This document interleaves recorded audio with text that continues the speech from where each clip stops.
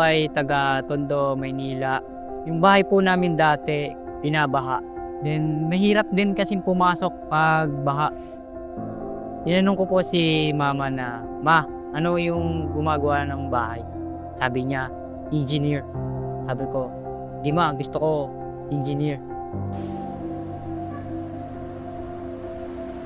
So after ko mag-senior high school, kailangan ko talaga mag-work para makapag-ipon ako ng tuition ko for college.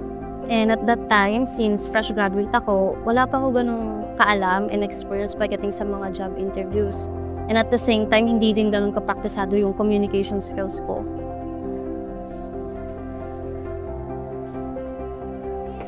Dito po kasi sa aming school, kailangan pang pakuluan or i-filter yung tubig bago inumin ng mga bata. Kaya pinababawalan po ng tubig yung anak ko. Bilang magulang, mag-alala ka kung safe ba yung tubig sa school. Nag-alala po kasi ako baka magkasakit po ulit sila na ubusin pong lagnat.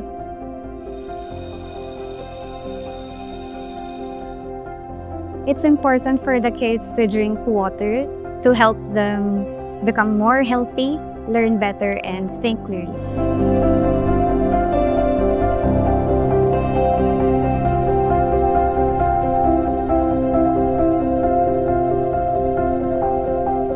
Gusto ko yung bahay namin malawak, mataas, matibay. Gusto ko po ng ganong bahay kasi po wala nang baha. Tinulungan ko ako ng Project First para magpatuloy sa edukasyon. Handa silang sumuporta sa akin. Kagamitan sa school, bag, uniform, and pamasahe. Kung wala yung Project First, wala po ako dito.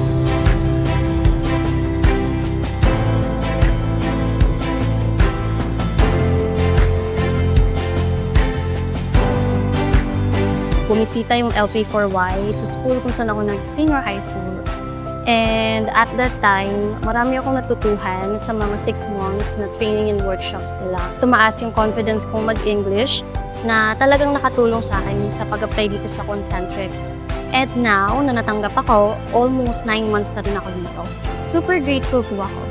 And at the same time, I'm really happy kasi nakakapag-ipon ako ng tuition ko for college, and then nakakatulong pa ako sa pamilya ko sa bahay.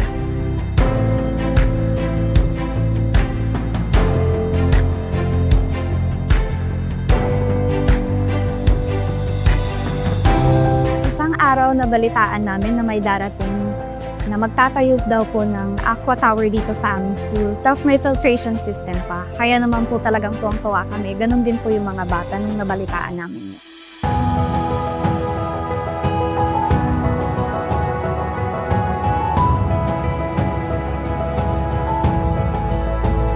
Maraming salamat Project First sa pagsuporta sa akin sa pag-abot ng pangarap ko.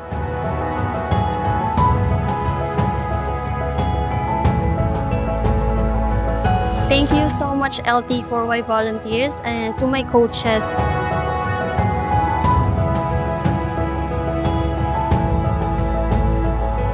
Maraming salamat po sa Concentrix at sa Planet Water para po sa oportunidad na ito. Dahil po dito, may munti kaming sorpresa para po sa inyo na inihanda ng mga bata at ni Mami Jane po.